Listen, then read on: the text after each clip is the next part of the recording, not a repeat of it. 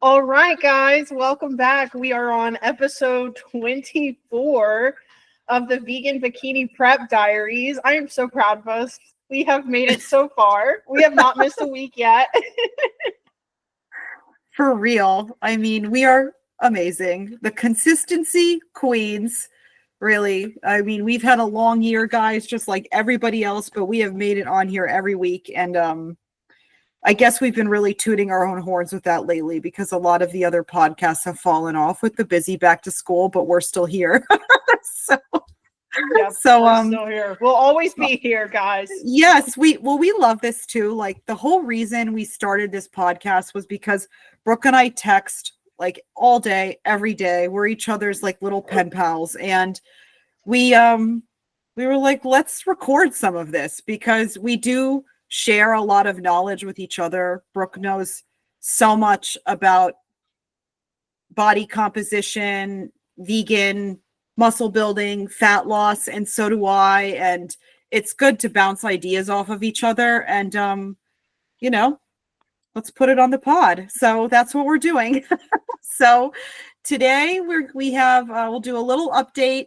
We're in off season, like we said last week. So it's not the most exciting updates of all time, but we'll do quick little updates and then we'll talk about our topic for today. Topic for today is when to call your season. For example, if you've been competing for a few weeks or a few months, how do you know when to stop? So that will be our topic for today.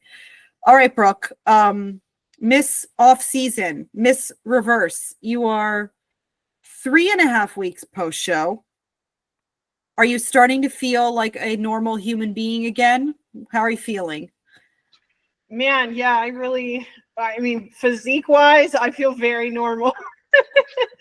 I do not look like freaky or like a genetic mutation or anything anywhere. I look very, very normal, very soft. I've lost a lot of lines. But it's okay. It is what it is. I don't hate what I look like. There are times where I struggle with it. I feel very fluffy. My clothes are definitely tight, but I will say I really like how my lower body looks now because as you know, like when you get so lean, it's like your butt is just like gone. And even if you have like the muscle, I have glutes, but it's like, man, it just like looks so flat back there when you're just standing there and you're not posed or flexed. So I am glad to have a little bit of like a butt back. That's been nice. It's just the gut. It's like I really didn't want the gut with it, but that's okay. It is what it is. The reverse pretty much did not happen. Like I said previously, I just bought my calories up because mentally that's just what I had to do. But no regrets. Honestly, I feel like I'm finally coming out of my food focus because like for many weeks, I would say like the first 2 weeks were really hard with my food focus. I just thought about food all the time. There was nothing that didn't sound appetizing. Like I could eat until it hurt, honestly. Like I could just eat indefinitely. It's really hard. It's really hard. But I'm at a place now where, and I'm almost glad that I just allowed myself to like eat whatever for 2 weeks. And I won't say 2 weeks. I had some good days, but it's like now I don't have that feeling anymore because I've like had everything that I wanted. So, I just don't have that food focus anymore and I've done really well. So honestly, no regrets. Like I spent half the year working my ass off in a huge deficit. I'm just giving myself grace, plus moving back home, going through a big transition in my life. It's fine, but I'm doing better.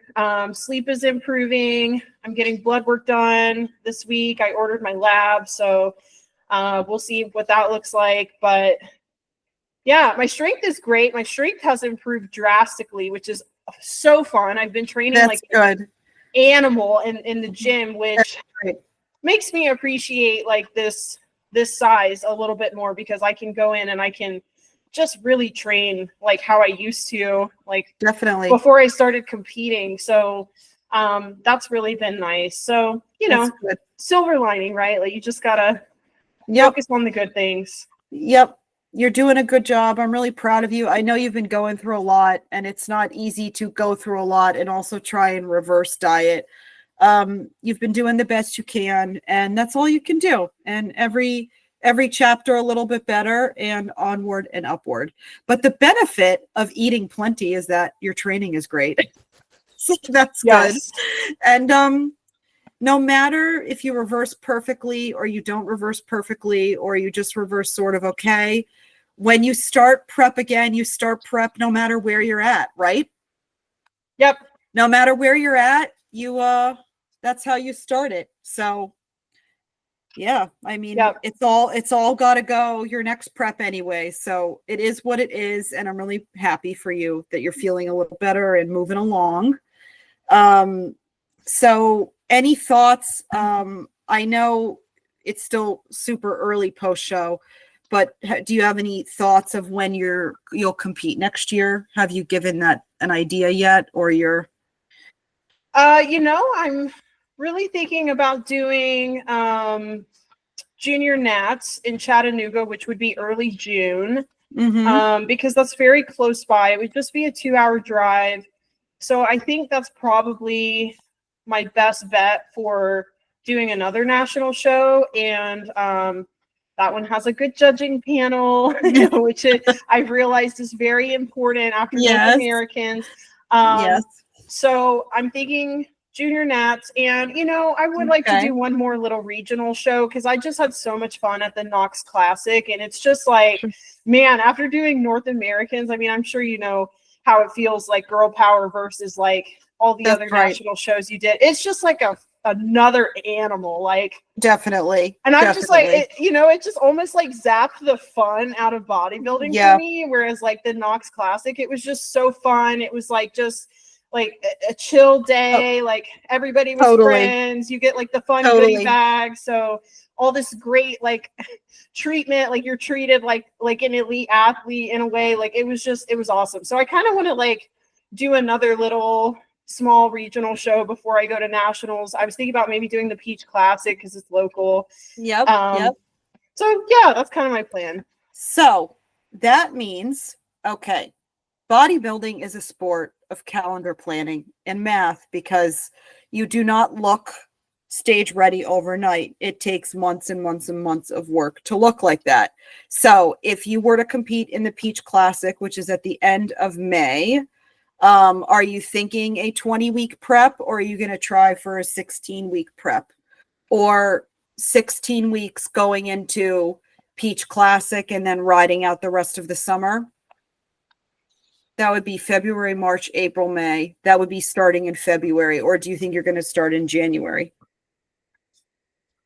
Man, knowing my body, I probably should start in January. So the reason I'm asking Brooke this is because this leads us into our topic, which is when to call the season. Because if you ladies are listening and doing the math, if she starts her prep in January, competes at the end of May, also competes in June, you're looking at a 6-month hardcore diet. And females are not, first of all, no one's supposed to diet that long, especially females. The level of leanness we need to be competitive in the NPC is different than the natural leagues. We have to be extremely lean. It's not healthy. Bodybuilding is not necessarily, it's not a healthy sport when you're near stage lean. It's healthy during contest prep for the most part. It gets unhealthy, I would say, the last 2 months or so, give or take, and through competition season, because you're maintaining that level of leanness, which is not healthy. So, yeah, that's a 6-7 month diet. If you make it to USA's at the end of July, you're looking at a 7-month diet. So yeah, that's pretty accurate. Yep. So I'll do a quick update and then we'll go into our topic. I am well over 2 months post show. I am doing fine. I am trying to figure out when I'm going to start my prep. There's a couple of factors to think about. the one I just mentioned, like how long I would have to maintain whatever stage condition I get to, finances, things like that, because this sport is not cheap. And then also bucket list items, like things I want to do. So I would love if next year is my year. I would love if next year I become an IFBB pro. That is my goal, and it would be truly amazing if I did that. But I have other things I want to do too. So like I want to do the Arnold Amateur, which is in the beginning of March. So from a timeline perspective, it doesn't make the most sense because I would probably start my prep like in November or early December. Because I don't need I don't need 6 months to be stage ready for Fit Model. I need like 3 to 4 ish. So yeah, I'm kind of thinking that I'm probably going to start cleaning up my diet in November. By that, I mean maybe just eating out once a week and eating to my macros at maintenance during the week, and then in December starting a slight deficit, and then in January like really ripping the Band-Aid off for 8 full weeks and prepping for Arnold Amateur. It's just a bucket list item. Like I really want to do the show, I just want to do it. I know it doesn't make all the sense in the world, but I just want to, like I've heard it's a really fun show.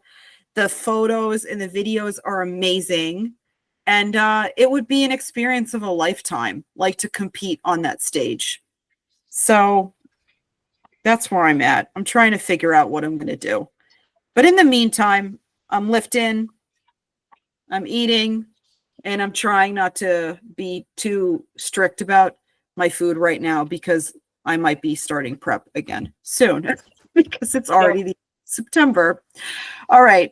So now let's go into the topic. And all of this goes into the topic is, when do you know to call your season? Well, first of all, let's do the scenario that you were in prep for 6 or 7 months, right? Because you really started prep in February or so, and then really got very strict with it in March, and you competed in August. So that's February, March, April, May, June, July. You're at 6 months. And then you competed twice in August. So that's a 7-month stretch of prep. Yeah. Wow. Basically no outside food at all, except maybe your meal post your first show. So 6 or 7-ish months with like no outside food. You had 3 months there where you were at very high levels of cardio and very low food. Your body was stage lean. Brooke was shredded. Describe to the people how it feels to try and maintain that for a month like you did, beginning of August to end of August. That was so challenging. Oh my gosh. Hard. That was the hardest part of that 7-month leg, was those last after my Knox Classic win. That was the absolute hardest. Like, and I felt like going into it, or even just on show day, like I'm like, oh my God, like I just won an overall, like I'm so motivated, like I'm gonna kill it. But then once I actually started getting back into it, I realized how much I was really doing, because like we've talked about before, you make these small incremental changes each week. So you don't I didn't start out doing 2 hours of cardio. I didn't start out doing 20,000 steps a day, doing like 60 grams of carbs and 20 grams of fat. I started out doing like 12,000 steps a day. And then we would go to 13, 14, 15 until before you know it, I'm at 20,000. But then I had, about 3 or 4 days off before my show. And then I have to go back to doing 20,000 steps a day, Mm-hmm. 2 hours of cardio, and 60 Yep. grams of carbs and 20 grams of fat.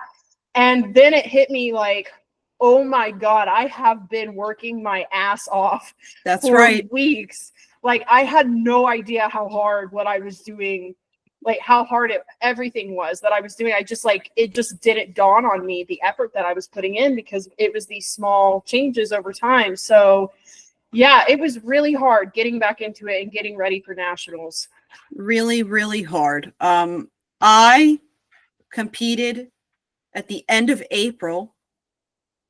I competed again at the end of May. I competed again at the end of June.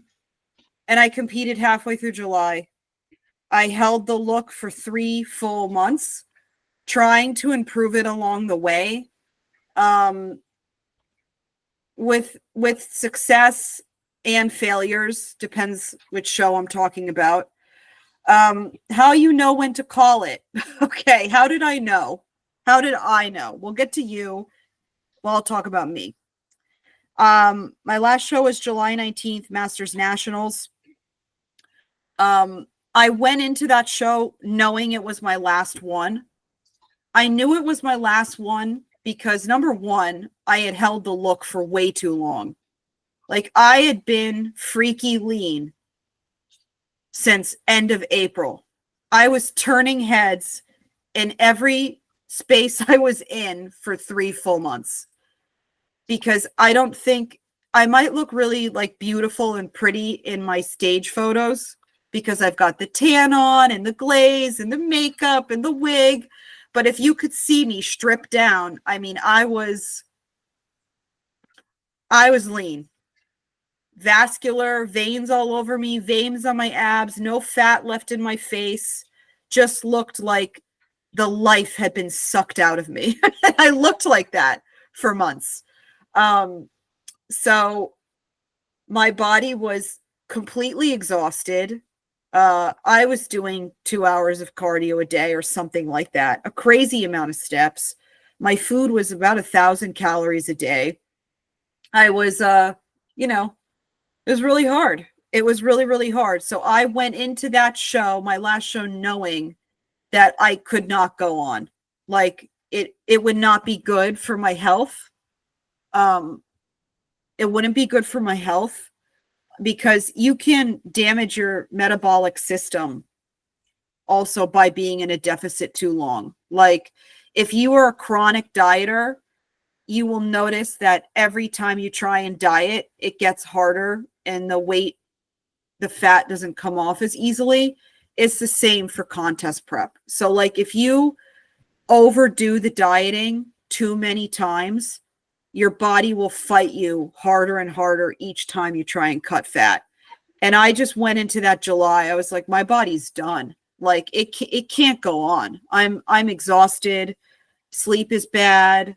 Body is tired. Heart rate. Oh, you know how I really knew? My heart rate. My heart rate wasn't going up anymore in cardio.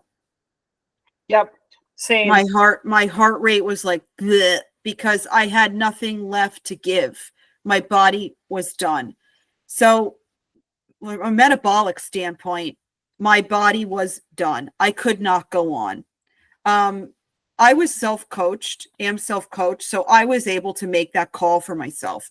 But unfortunately, what happens a lot of times with newer competitors who are way too trusting in their coach, who may or may not be qualified to give you such sensitive instruction, they'll urge you to keep going because they want to post your photo on Instagram, because they want to tell everybody they've got athletes in a show coming up. You know, you have to really think about what is the what am I exactly trying to achieve here by continuing on when you're already completely worn down and exhausted. Because the reality is that there's shows all the time. There are shows year round. Honestly, like, there are pro qualifiers from March to December. Yep. There really are shows constantly. So, like, there's no real reason that you need to stay on for forever like that. The reason I did all summer was because I was chasing a pro card, because I got really close, guys. I got as close as I've ever gotten. So when you get that close, like, you kind of try and keep going. But I did know my body was done. Could I have waited? Could I have kept going another 6 weeks and made it to North Americans? I mean, I could have, but it wouldn't have been pretty.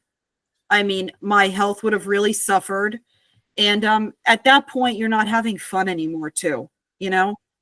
Yeah. Like, you're like, why am I even doing this? What you're not going to look good. Yeah. You're not going to look good. Like, the physiques that win are typically people who are not over dieted or over cardioed. And eventually you learn that after so long in the sport. I feel like everyone, their first prep, they think the harder I work, the harder I diet, the better I'll look. But that's not necessarily the case. Mm-hmm. So, yeah, you get to a point where it's not healthy. It's also not even conducive for your goal, you know? Correct. So, yeah, I feel like you get to a place where you got to call it. It's time to close up shop. Oh, and another thing we didn't talk about on our text was feedback too. Yep. Judges' feedback. So this is another opportunity when you know when to call it.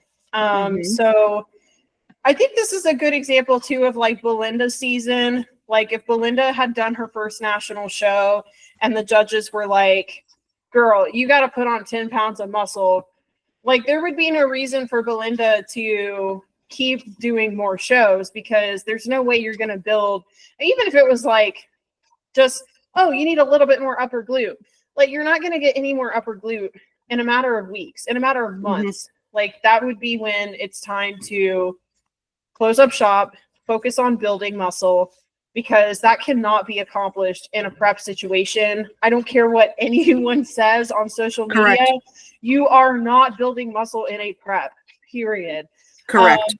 But if your feedback is like Belinda, just come in a little bit leaner, then you do have an opportunity that you told me that for 4 months.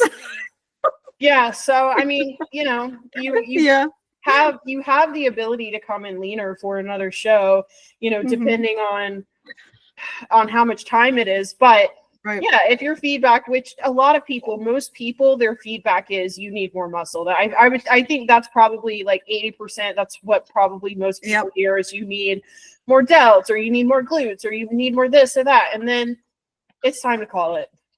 Yep. And the whole, to Brooke's point, the whole reason I went on all summer was because my feedback was just a little bit tighter, Belinda, a little bit tighter. And that can be done by just continuing on. I did get tighter throughout the summer. But I got my period at 2 of the shows unexpectedly. So those were a wash.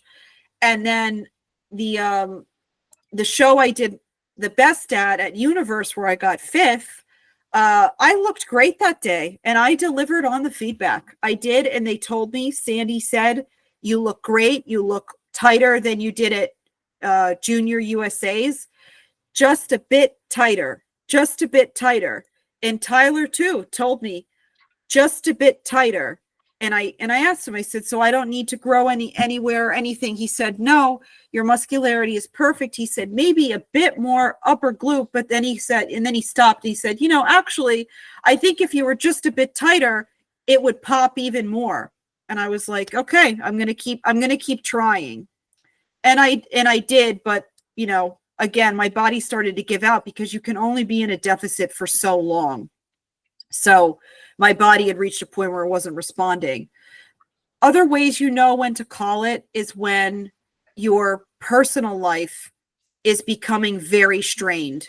So I know for me, and Brooke if Brooke can even remember my season, feels like a lifetime ago. Brooke can go back a few months. I think it was like in June when I was starting to tell you, I can't wait for this to be over, because my to-do list is piling up and things are getting bad. And yeah, I mean, when you're up to 2 hours of cardio a day and almost 30,000 steps like I was, I had no free time at all. Like every 15 minutes of my day was blocked out for something. And so my personal life, my to-do list, all of the random things you have to do, book this appointment, take the dogs to the groomer, all of this little stuff that you can kind of push off, opening mail, cleaning up like a bad corner of, junk, all of these little things that you put off, they start to really pile up when prep is taking up every ounce of your day. And I was telling Brooke in June, like, I can't go on much longer. Like how I describe it is like you're in a war zone and all of the buildings around you are crumbling. And that's what it feels like when prep is at the end and you need to be done. Maybe for you as a business owner, like a lot of content you have to make or emails to put out or, things that you deliver to your clients. I'm sure a lot of that gets put on the back burner when you're deep in prep. And at a certain point, you've got to make the call. Like, this is not sustainable for me to continue on. So. Yes. Yeah. So, and I was at a place where I was really struggling with juggling my business, my personal life, prep, and like, especially after I won my overall, I had a huge influx in business. And I mean, like, it was insane. I didn't even have to like do any lead gen. I was like turning people away. Like, if they weren't somebody that was very serious or very dedicated or committed, I had 20 other people to talk to tomorrow who would take their spot. Like, that's how crazy it was. And it was great, but it was so overwhelming because I had like all of these people that I had to deliver their programs. I had all of these check-ins I had to do. And then plus I had to get all of my cardio done, and I'm exhausted. I have brain fog. Like, I was forgetting things, like forgetting to upload things or like check on payments. Like, there were people who hadn't paid me because like I had forgotten to make sure that their payments had gone through and stuff. And it was just like, those last 4 weeks were a real challenge. So I don't think I could have gone on any longer than that. And I had thought about doing a little show after North Americans. I remember we talked about it, and I quickly abandoned that idea. Maybe like a week and a half after my overall win, I was like, "There's no way. There is no way I could do any more of this. Like, I'm toast. I'm done." It was getting too much to juggle all of that, and that's just kind of how the last couple of legs of prep are going to be, because your cardio gets so high and your food gets so low. So I remember my first prep, I had a girl on my team who she ended up pulling out of her prep because she had just started a new job. And she was like, I just can't do it while I start this new job. Like, I have to be able to perform at my best. Like, absolutely. they just hired me. Like, I can't be having brain fog and forgetting about stuff. So she literally pulled out like 4 weeks out because she had just started a new job. So yeah, if things are becoming overwhelming, it's time to call it. It's time to call it. And let's also talk about finances. We've said this on here before. We do not want anybody to go into debt for bodybuilding. Every show as a female is going to cost you probably $1,000, more or less. Maybe not exactly, maybe a little less, maybe more, depending on if you have to travel or whatever and what photos and videos you pay for. But every show is going to cost you $1,000. If you don't have the finances to keep going, don't.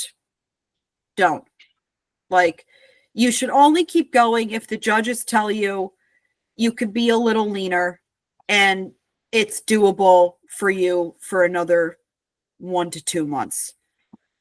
I'd say that a situation I see that's happening a lot right now are girls that ran the summer circuit and they finished North Americans now, and their coaches are pressuring them to do nationals in December. And I really I highly, without knowing any of you all that listen to me, I'm going to give you some big sister advice. Don't. Why would you stay in prep for an entire calendar year? Because if you competed in the summer, that means you started your prep in January or February. If you compete at a national level in December, that means you will have been in a deficit for like a full year, and your body, it is possible, might never be the same.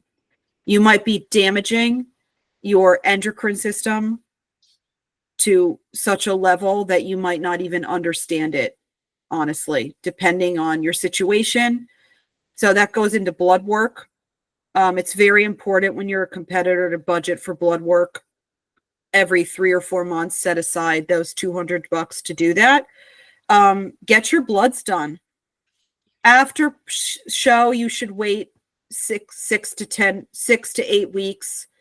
Brooke's doing hers a little early, but because she's going through a lot, so she wants some answers quick and pronto. So if she's doing it a little early, and she'll take that into consideration when she gets the results. But you need to do your blood work. Like, if your hormones are tanked, why would you keep going?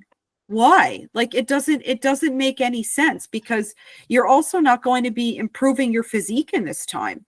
You're honestly going to be damaging your physique, because the longer you stay in a deficit, the longer you stay in prep, the more you risk losing muscle. And I was actually really proud of myself this prep, and I put this stat on my Instagram that according to my InBody, I only lost 1 pound of muscle this year in prep. That's really good. Thought that was pretty solid. Like, I thought that was honestly quite impressive of me, if I do say so myself. Yeah. I held on to my muscle pretty well. I definitely could feel I was losing it at the end. That's like another reason I knew that last month, that a little bit before Universe through mid-July, when I did Masters Nationals, like, I could feel my body just sort of giving out. I wouldn't be surprised if I lost that pound of muscle in that 1 month, because my cardio was so high and my food was so low that I'm sure I was just wasting away at that point. And the longer you stay like that, you're damaging your physique. All of that muscle you work so hard for, you're losing it by staying in a deficit. So that's why it's really important to know when to call your season. Don't listen to your coach necessarily. Like, if you trust them, have like a real honest conversation.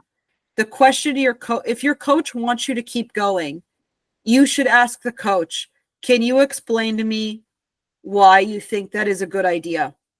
And hear what they have to say. Don't just blindly follow what your coach says without asking why. Yeah, and your input matters too. Like, my coach really wanted me to do just the December Nationals, but we talked about that like literally after I got off stage, and motivation was high, like I hadn't just had like all these bombs dropped on me. So then, I went through a whole lot of life as soon as I flew home, and I told my coach, there's no way it's happening in December, because I'm not locked in right now. I'm going through a lot. Like, I can't focus on my reverse diet and bodybuilding like I need to. I'm just like surviving every day right now. So it's not going to happen. I need to enjoy what I can of the rest of the year. And I need a step back, because I have to take care of myself and my mental health. So your goals change, and you have to also tell that to your coach. I think that's really important too. Like, you have to be very detailed in your feedback and in your check-ins. Like, your coach needs to know what's going on with you. My coach knew everything that was going on with me. It's really important that you tell them that, because otherwise they don't know. Like, they don't know what they don't know. So, him knowing everything that was going on, he's like, yeah, we're not doing December. That's way too much. Like, we need a break. So yeah, it's definitely, you have to consider a lot of things. But I'm totally against people being in prep for a full calendar year. I don't think that makes any sense. And I did that my first season, and it totally wrecked me. Me too. So it's just, it's not smart. It's not smart. And I mean, really, there's shows indefinitely. I mean, the stage will always be there. It's corny. Everybody says that, but the stage will always be there. So time off is just as important as your prep, if not more important. I think people forget about that too. Like, people think all the progress is made in prep, but it's not. All the progress is made in off season. And that's right. You know, if you don't take time to be out of a deficit, reduce that food noise, reduce the food focus, your next prep is going to be even more brutal.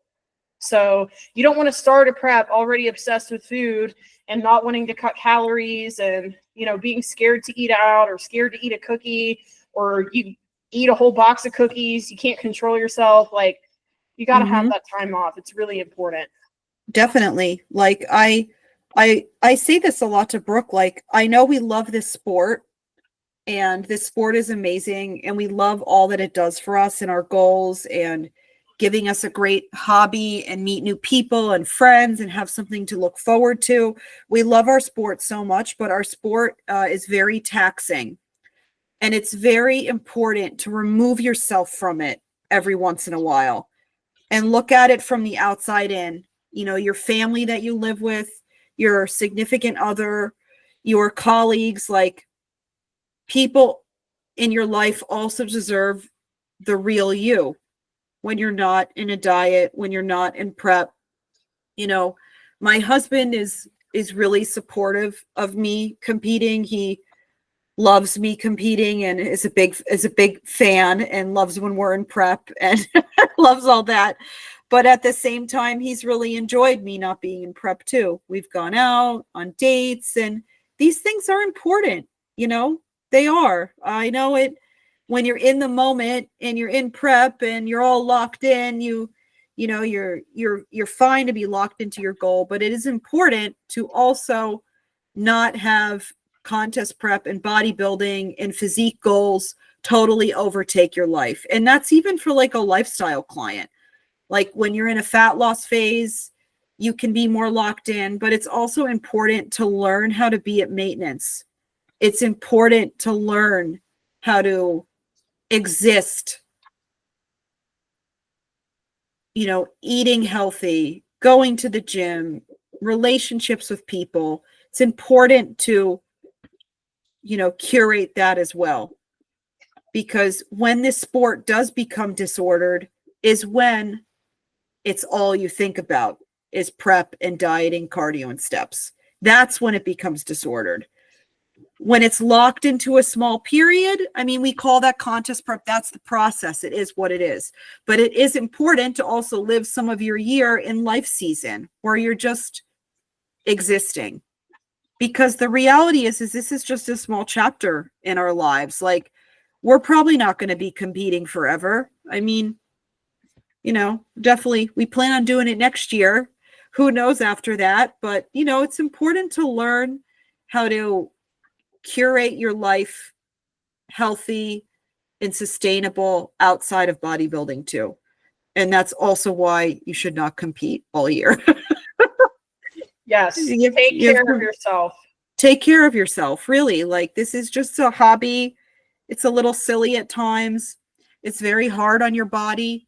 And to Brooke's point, you really build your physique when you're eating, when you're not dieting. You build your physique when you're not doing a lot of cardio. And arguably that is the most, you know, that is actual bodybuilding. Contest prep is just revealing the work that you did in the off season. And so I think a lot of new competitors too are in complete denial of how hard this road is to climb if you want a pro card. Not everybody's goal is to be a pro, but if it is your goal to be a pro, I think you all need to take a little slice of humble pie. Most people that win their pro card have been going to nationals for like 4 or 5 years. Yep. Every once in a while, there will be someone that maybe it's their first or second run at nationals. Most bikini and fit model girls, because most fit model girls that have won their pro card were ex-bikini. So most of them have been doing nationals for 4 or 5 runs. Really, it takes a long time. And a lot of the top bikini pros today, it also took them many, many years to go pro. Most of them, it took them 4 or 5 or 6 years to go pro. And then they went pro, and it took them 4-ish years of climbing the ranks. And then finally, when they reach around 10 years of competing, they're in the conversation of the top competitors. So I think it's important to realize that this is a long road. Building a really amazing muscular physique takes time. It doesn't happen overnight. The work happens in the improvement season, not when you're in contest prep. The stage is always there.